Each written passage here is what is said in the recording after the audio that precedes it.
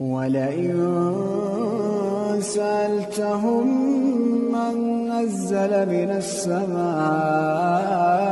مَاءً فَأَحْيَا بِهِ الْأَرْضَ مِن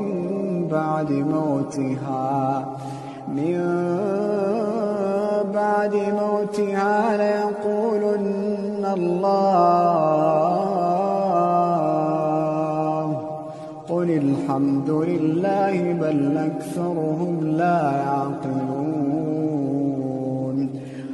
أَكْثَرُهُمْ لَا يَعْقِلُونَ وَمَا هَٰذِهِ الْحَيَاةُ الدُّنْيَا إِلَّا لَهْوٌ وَلَعِبٌ ۚ وَإِنَّ الدَّارَ الْآخِرَةَ لَهِيَ الْحَيَوَانُ لَوْ كَانُوا يَعْلَمُونَ.